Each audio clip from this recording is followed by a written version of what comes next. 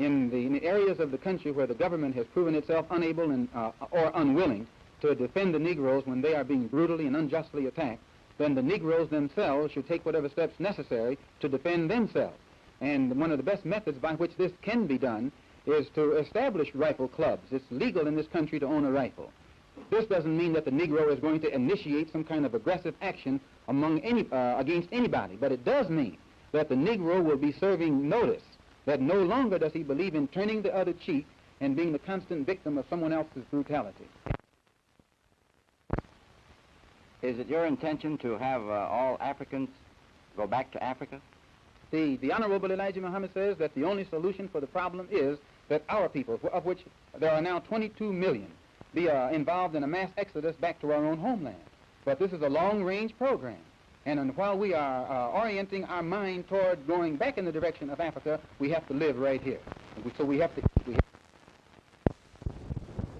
My personal political philosophy, black nationalism, which means that the black man should control the politics of his own community and control the politicians who are in his own community. My personal economic philosophy is also black nationalism, which means that the black man should have a hand in controlling the economy of the so-called Negro community. He should be developing the type of knowledge that will enable him to own and operate the businesses and thereby be able to create employment for his own people, for his own kind. And the social philosophy also is black nationalism, which means that instead of the black man trying to force himself into the society of the white man, we should be trying to eliminate from our own society the ills and the defects and make ourselves likable and sociable among our own kind. Well, you seem to be dissatisfied with everything. Just what do you want? I'm not dissatisfied with everything. What you are able to see with your analytical mind is that everything that is offered doesn't produce what it's supposed to produce. And I'm just telling you that it doesn't produce what it's supposed to produce. Well, what is your ultimate aim? The only way the problem can be solved, first, the white man and the black man have to be able to sit down at the same table. The white man has to feel free to speak his mind without hurting the feelings of that Negro. And the so-called Negro has to feel free to speak his mind without hurting the feelings of the white man. Then they can bring the issues that are under the rug out on top of the table and take an intelligent approach to get the problem solved. That's the only way that they'll ever do it. We need an action program while we are Muslims, or while we are Christians, or while we are whatever we are. We still need an action program that will eliminate these evils that are in our community. And this is what we're trying to do with the Muslim Mosque Incorporated. Do you consider yourself militant? I consider myself Malcolm.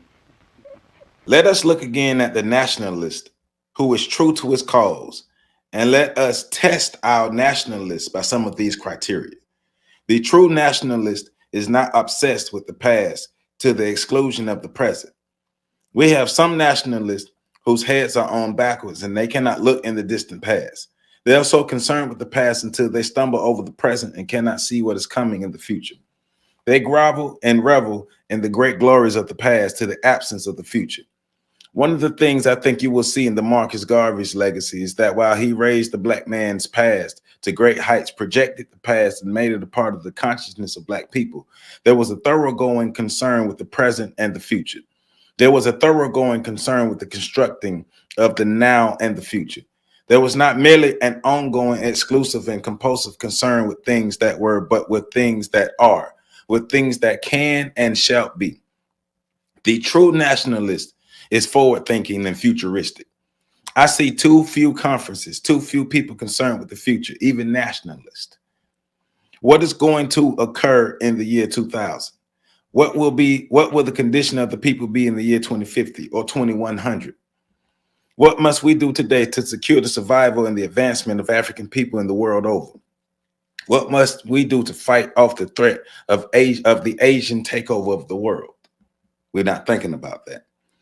We're not only confronted with the white man today, we're confronted with all other people in the world. We're confronted with the rise of the Asian civilization. Are we too thrown off to see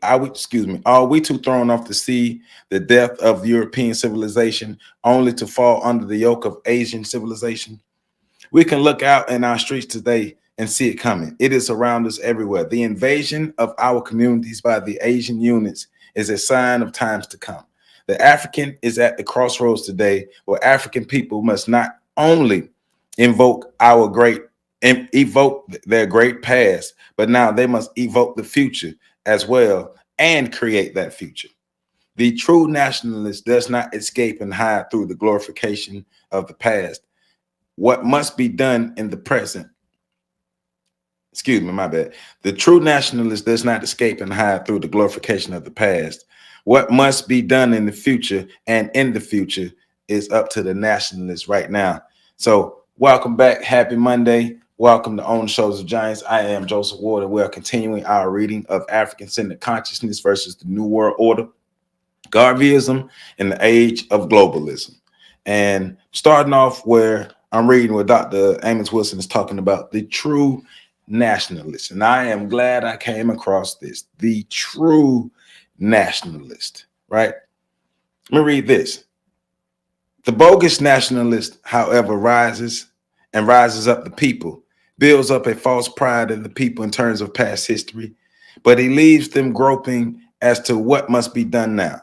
He leaves them feeling high and mighty, and they walk out of the lecture halls, auditorium, and churches with this oratory ringing in their ears, only to face the Korean stores once they get outside, only to face their communities taken over by the Arabs, by the Hispanics and other groups. And with that ringing oratory rhetoric, they must face the reality that while the knowledge of history is wonderful, great, and a necessary part of our resurrection as a people, it is not going to be our sole basis of salvation. Besides concerning ourselves with our past, we must concern ourselves with now and must use now to create the future. I am glad I read that, because for so long, I've been frustrated with scholars, educators, master teachers, such and so forth, who focus on Egypt in the past, but have no tangible outcomes for America, Black America here now, and for us going on in the future. As a historian, of course, I believe we should know our past and study our history and study as much of history as possible, whether it's Black history or world history. Study history, study as much of history as possible. But how do we use the history to create a better present and a better future for us? That's the whole reason that we started doing our breakdowns, our Friday breakdowns. How do we use the information to create a better present and a better future? And whoever is the Black nationalists, whoever are the leaders, that should be their concern. That should be their focus.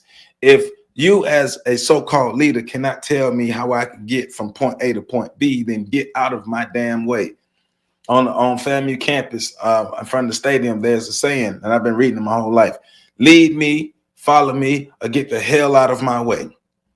Lead me, follow me, or get the hell out of my way. We don't have a lot of true nationalists. We don't have a lot of true leaders. We have a lot of bullshit. We got a lot of true scammers. We got a lot of true people who are good with their words, but they're leading us nowhere. And on the flip side, we got a lot of followers who are crazy enough to only be good with feeling good. We're crazy enough to not demand more from the leaders. We're crazy enough to not expect more, to not even realize that more should come than just feeling good with just good rhetoric and you telling me this and you telling me that. In order for Black people to be able to build up what we need for ourselves and have what we need for ourselves, we have to change our mindsets. We have to be able to look at the picture as a whole and see what's going on, what's working and what's not working. But in this particular video and in this particular section, we're focusing on not being so bogged down on the past that our present and our future is overlooked. Our present and our future don't exist no more. Our present and our future is tainted. It's behind because we haven't worked on it. We haven't did anything to make it better. We only talked. We only talked about the glory of the past. You can look African. You can talk African. You can walk African. You can smell African. But none of that matters if we have no real tangible outcomes and no real tangible forward movement. That's what Dr. Amos Wilson is getting at. Don't just follow somebody because they sound good. Don't just follow somebody because they make you feel good. How many times have we said this? What are the actual outcomes that you're getting from these people? All these leaders that we have, where are the outcomes? If you can't give me tangible outcomes, why are we listening to you?